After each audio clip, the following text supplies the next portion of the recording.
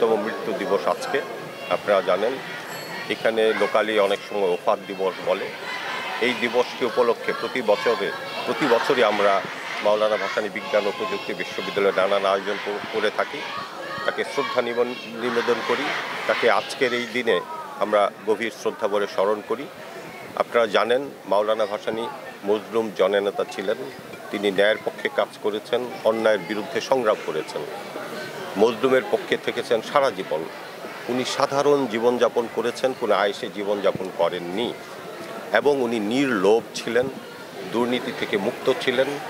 তার যে গুণাবলী আমরা চাই, তার এই ধরনের গুণাবলী আমাদের নতুন প্রজন্ম গ্রহণ করুক, নতুন প্রজন্ম অনুপ্রাণিত হোক। নতুন প্রজন্মকে অনুপ্রাণিত করার জন্য এই দিবসকে কেন্দ্র করে আমরা মাওলানা ভাসানীর উপরে সেমিনার আয়োজন করে থাকি।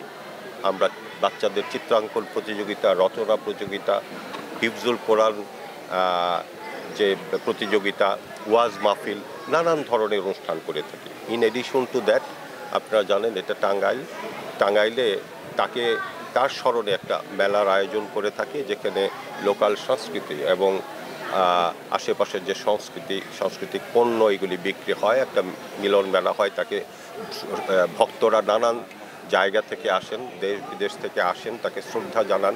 এই ঐতিহ্য অনেকদিন যাবৎ চলে আসছে, আমরা এটা মেনটেন করছি। আমাদের মূল উদ্দেশ্য হচ্ছে মাওলানা ভাসানীর যে চেতনা, ন্যায়নিষ্ঠতা, সততা, এটা প্রচার করা, যেন আমাদের নতুন প্রজন্ম এটাকে ধারণ করে দেশের দুর্নীতি কমে, দেশের প্রতি ভালোবাসা বাড়ে, সংগ্রামী চেতনা থাকে, অন্যায়ের বিরুদ্ধে তারা যেন সবসময় সোচ্চার থাকে।